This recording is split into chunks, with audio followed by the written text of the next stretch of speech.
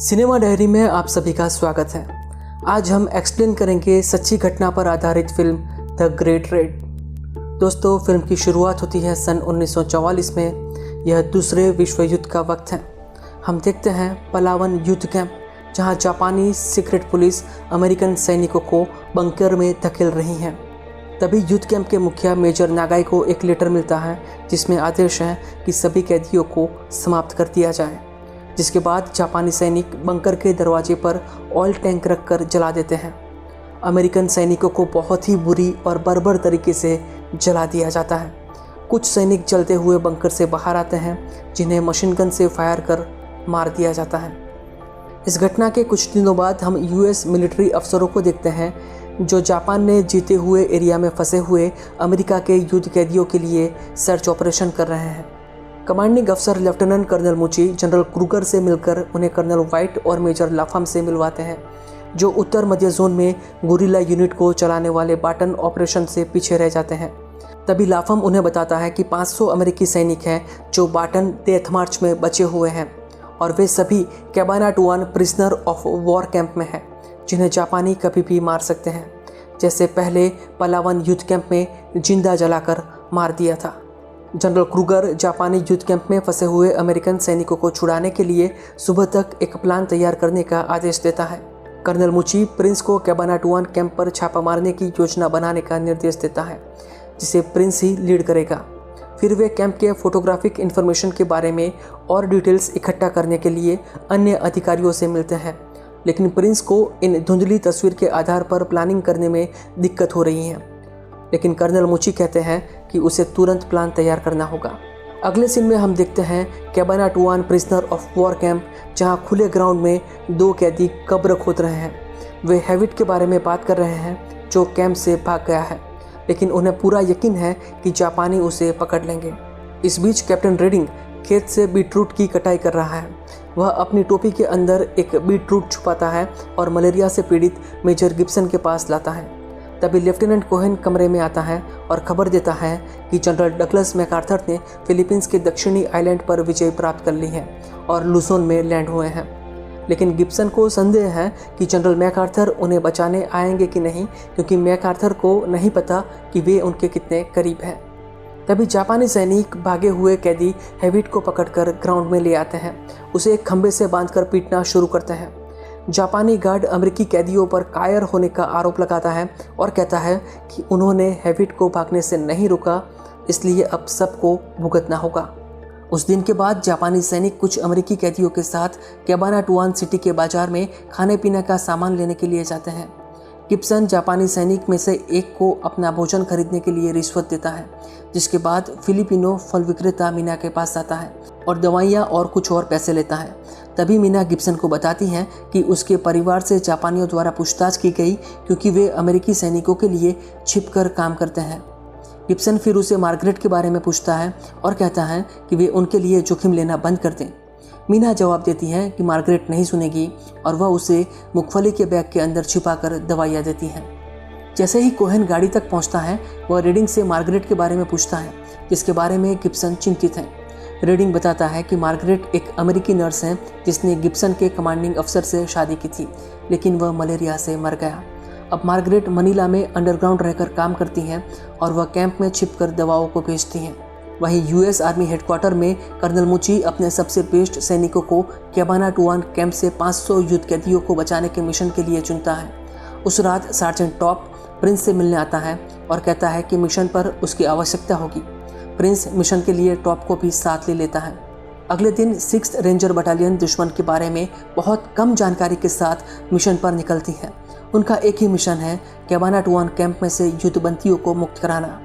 इस बीच कैबाना टुआन कैंप में हम देखते हैं कि सारे जापानी सैनिक युद्ध कैदियों को छोड़कर वहां से जा रहे हैं। जापानी सैनिकों के जाते ही रेडिंग ताला तोड़कर हैविट की डेड बॉडी नीचे उतारता है और बाकी कैदियों को बचा हुआ खाना खाने के लिए कैंटीन में ले जाता है। गिब्सन स्टोर रूम को खोलता है, जहां खाने का बहुत सारा सामान होता है, लेकिन जापानियों ने उन्हें जानबूझकर भूखा मरने के लिए छोड़ दिया था। वहीं दूसरी ओर मिशन पर निकले अमेरिकी सैनिक जापानी क्षेत्र में पहुंच चुके हैं और दुश्मन का पता लगाने की कोशिश करते हैं।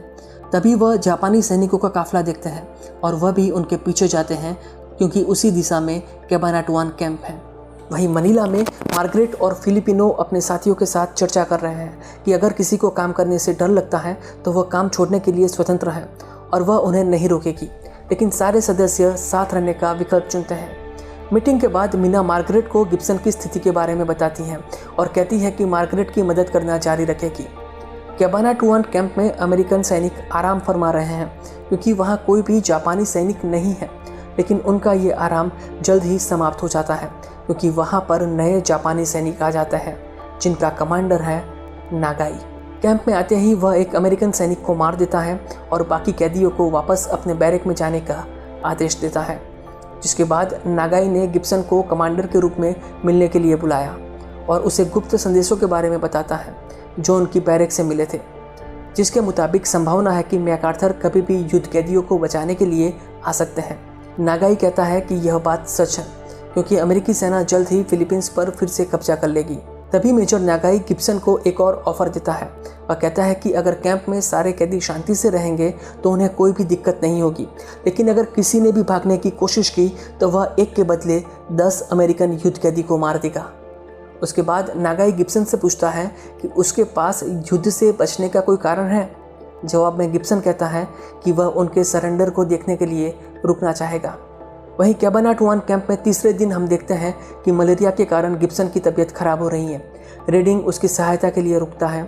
इस बीच मनीला के एक अस्पताल में मार्गरेट गुप्त रूप से अस्पताल से दवा की चोरी करना जारी रखती है, लेकिन तभी जापानी सैनिक वहां आकर रेड करते हैं। वह सबको अस्पताल से बाहर लेकर आते हैं। तभी एक अज्ञात खबरी उन नर्सों की ओर इशारा करती है जो चोरी छिपे यूएस सैनिकों के लिए काम करती हैं, जिन्हें जापानी सैनिक मार देते हैं। मार्गरेट इस घटना से काफ़ी हैरान है और मीना से मिलकर उसे दवाई देने के लिए आगे बढ़ती है। वो बताती है कि एक आदमी उसका पीछा कर रहा है। मार्गरेट भागने में उसकी मदद करती है। तभी हम देखते हैं कि एक अज्ञात व्यक्ति मार्गरेट पर नज़र बनाए हुए हैं। अब अमेरिकन आर्मी के 6 रेंजर्स एक गांव में पहुंचते हैं तो वह देखते हैं कि फिलिपिनो लोग शोकग्रस्त हैं। वहां छापामार गोरिल्ला वॉरियर्स भी हैं। वे बताते हैं कि कल जापानी सैनिकों ने उनके गांव पर हमला किया और छापामार गोरिल्ला सैनिकों की मदद करने के लिए फिलिपिनो की हत्या कर दी। जिसके बाद वहां पर अलामो स्काउट भी 6 रेंजर से मिलते हैं और उन्हें कैबानाटुआन कैंप के बारे में जानकारी देते हैं, लेकिन प्रिंस को संदेह है कि उनकी इन्फॉर्मेशन उनके प्लान को सफल करने के लिए पर्याप्त है कि नहीं। लेकिन कर्नल मुची कहते हैं कि उसे संदेह करने की ज़रूरत नहीं है और जल्द ही प्लान पर अमल करना चाहिए। जिसके बाद प्रिंस गोरिल्ला नेता पचोटा के साथ प्लान डिस्कस करता है। पचोटा उसे बताता है कि उन्होंने लंबे समय से युद्ध कैदियों को कैंप से निकालने की योजना बनाई है, लेकिन उन्होंने ऐसा नहीं किया क्योंकि वे उनकी देखभाल नहीं कर सकते। कैंप में ज़्यादातर सैनिक बीमार और अपंग हैं। वह सुझाव देता है कि वह अगले 24 घंटे में 500 कैदियों को कैंप से ले जाने के लिए गाड़ियों का बंदोबस्त कर सकता है, जहां से कैदियों को सुरक्षित एक गांव में ले जाया जा सकता है। वहीं मनीला में हम देखते हैं कि जापानी सैनिक मार्गरेट को पूछताछ के लिए अरेस्ट करते हैं। मार्गरेट उस पर लगाए गए सभी आरोपों से इनकार करती है, फिर भी वे उसे जेल भेज देते हैं। दूसरी ओर कैबानाटुआन कैंप में युद्ध कैदी यार्ड में हवाई हमले से बचने के लिए बंकर खोद रहे हैं। हालांकि यह हवाई हमले से बचने के लिए नहीं, लेकिन युद्ध कैदियों को जिंदा जलाकर मारने के लिए होते हैं, जैसा कि मेजर नागाई ने पलावन कैंप में किया था। तभी मेजर नागाई को मनीला से एक लेटर प्राप्त होता है। लेटर मिलते ही जापानी गार्ड गिब्सन को सख्ती के साथ नागाई की ऑफिस में ले आते हैं। वह गिब्सन के साथ बातचीत करके अंडरग्राउंड मूवमेंट की नेता मार्गरेट को अपना जुर्म कबूल करने के लिए कहता है और बदले में उसकी सुरक्षा की गारंटी देता है, लेकिन गिब्सन इस प्रस्ताव को नकार देता है। तभी हम जेल में मार्गरेट को देखते हैं, जिसे बेरहमी से बांधा गया होता है। उसे जेल से रिहा कर दिया जाता है। जाते वक्त वह रास्ते में मीना और अपने साथियों की डेड बॉडी देखती है। मार्गरेट खुद को मीना की मौत का दोषी मानती है। वह चर्च जाती है, जहां चर्च के फादर उसे आश्वासन देते हैं। तभी जापानी गार्ड चर्च पर छापा मारते हैं और फादर मार्गरेट को भागने में मदद करते हैं। वहीं कैंप में हम देखते हैं कि ऑयल टैंक लाए जा रहे हैं और मेजर नागाई टोक्यो संदेश भेजता है कि उसे कैदियों को मारने के लिए उनके सिग्नल का इंतजार है। अगले दिन रेडिंग शिविर से भाग जाता है, लेकिन सुबह जापानी सैनिक के हाथों पकड़ा जाता है। नागाई कहता है कि इस गुनाह की सज़ा 10 अन्य कैदियों को दी जाएगी।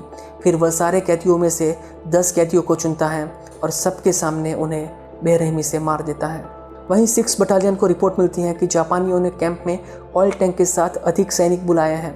मुची, प्रिंस और पचोटा अपने सोर्स से पता लगाते हैं कि वहाँ करीब 1000 जापानी सैनिक हैं। जिसके बाद पचोटा कर्नल मुची को अपना प्लान बताता है, जिसके मुताबिक पचोटा और उनके गुरिल्ला जापानी वाहनों को रोकने के लिए ब्रिज को उड़ा देंगे, फिर जापानी सैनिकों को क्रॉस फायर में उलझाए रखेंगे। वहीं कैंप में गिब्सन विश्वास खो रहा है और रीडिंग के साथ जो हुआ उसके बाद बाकी कैदी भी डरे हुए हैं। वह कोहेन से मार्गरेट को उसके लिए एक पत्र लिखने का अनुरोध करता है। दूसरी ओर प्रिंस और गुरिल्लाओं की संयुक्त सेना के साथ अपनी बटालियन को प्लान के बारे में बताता है और कैंप को चारों ओर से घिरकर सरप्राइज अटैक की तैयारी करता है। कर्नल मुची, रिले और पचोटा अपने सैनिकों को टास्क देते हैं। वहीं गुरिल्ला सैनिक कैबाना टुआन की ओर जाती सड़क पर विस्फोटक लगाते हैं। कर्नल मुची के सैनिक कैंप की ओर रेंगते हुए आगे बढ़ते हैं, जबकि पचोटा की टीम सेबू ब्रिज पर विस्फोटक लगाती है। जिस रास्ते से प्रिंस के नेतृत्व में सैनिक रेंगते हुए कैंप की ओर बढ़ते हैं, उनके ऊपर से होते हुए एक अमेरिकी विमान जापानी सैनिकों को डराने के लिए कैंप के ऊपर से उड़ान भरता है ताकि प्रिंस की पलटन तेजी से कैंप की ओर बढ़ सके। मेजर नागाई विमान को देखता है और अपने सैनिकों को तैयार रहने के लिए ऑर्डर देता है। रात होते ही 6 बटालियन कैंप को चारों ओर से घेर चुकी होती है और सभी रिले के सिग्नल का इंतज़ार करते हैं, जिसमें उन्हें 10 मिनट की देरी होती है। लेकिन तभी उन्हें क्लियर शॉट मिलता है। वह वॉच टावर पर एक सैनिक को गोली मारते हैं, ऑयल टैंक और व्हीकल को उड़ा देते हैं। सिग्नल मिलते ही सेबू ब्रिज को भी उड़ा दिया जाता है, जिसके कारण जापानी सैनिक समझ नहीं पाते कि हमला कहाँ से हुआ है। प्रिंस के निर्देश पर सैनिक कैंप में घुसकर अटैक करते हैं, जिसकी जापानी सैनिकों को उम्मीद नहीं थी। जापानी सैनिकों को मारते हुए सैनिक युद्ध कैदियों की बैरक तक पहुंचते हैं। पहले वह उन सैनिकों की मदद करते हैं जो बीमार हैं और मेन गेट तक नहीं जा सकते। वहीं गेट के बाहर गुरिल्ला व्हीकल लेकर युद्ध कैदियों का इंतजार कर रहे होते हैं। वहीं सेबू ब्रिज को उड़ाने और टैंक को तबाह करने के बाद वहां पर घमासान लड़ाई चल रही है। तभी कैंप में प्रिंस कोहेन के साथ बैरक में जाता है, जहां और भी बीमार कैदी बिस्तर पर लेटे हुए हैं। प्रिंस कोहेन को युद्ध कैदियों को ले जाने के लिए और सैनिकों को बुलाने के लिए कहता है। वहीं गिब्सन को प्रिंस खुद लेकर जाता है। उस बैरक से काफ़ी युद्ध कैदी भागने में सफल होते हैं। ये सब देखकर मेजर नागाई मेन गेट पर मोर्टार फायर करने के लिए ऑर्डर देता है। तभी टॉप और रिले नागाई को स्पॉट कर लेते हैं और उसे ख़त्म करने के लिए आगे बढ़ते हैं। दोनों का आमना सामना होता है और दोनों बुरी तरह घायल होते हैं। वहीं अमेरिकन सैनिक सफलतापूर्वक सारे कैदियों को कैंप से बाहर निकाल लेते हैं। इस कार्यवाही में 2 सैनिकों की मौत हो जाती है, जबकि 1 घायल होता है। आखिर में प्रिंस कैंप में जाता है और देखता है कि सारे कैदी बाहर आ चुके हैं। वह रेड स्टार क्लस्टर फायर करके हमले के अंत का सिग्नल देता है। 5वें दिन अमेरिकी फ्रंटलाइन तालेवेरा में मार्गरेट गिब्सन को ढूंढते हुए आती है, जहां वह कोहेन से मिलती है और वह उसे गिब्सन की डेड बॉडी तक ले जाता है।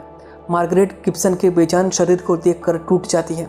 कोहेन फिर उसे गिब्सन का पत्र देता है, जिसमें सैनिकों की मदद करने के लिए मार्गरेट की प्रतिबद्धता के लिए उसकी प्रशंसा करता हुआ एक सार्थक संदेश है। कर्नल मुची जनरल के साथ मिशन को लीड करने के लिए प्रिंस की सराहना करते हैं। फिल्म के अंत में हमें हकीकत में जो घटना हुई थी उसके दृश्य दिखाए जाते हैं। रियल लाइफ हीरो को दिखाया जाता है जिन्होंने जान की बाजी लगा दी। लेफ्टिनेंट कर्नल हेनरी मुची को कैप्टन प्रिंस के साथ विशिष्ट सेवा क्रॉस वॉर वैलोर से सम्मानित किया जाता है। साथ ही मार्गरेट को उत्कृष्ट वीरता और दृढ़ता के लिए मेडल ऑफ फ्रीडम से सम्मानित किया जाता है। दोस्तों, कैबाना टुआन कैंप पर हुई मिलिट्री रेड को अमेरिका के सैन्य इतिहास में सबसे सफल रेस्क्यू मिशन के रूप में जाना जाता है और आप ये फिल्म नेटफ्लिक्स पर देख सकते हैं। दोस्तों, वीडियो पसंद आया तो वीडियो को लाइक और शेयर कीजिए, चैनल को सब्सक्राइब कीजिए।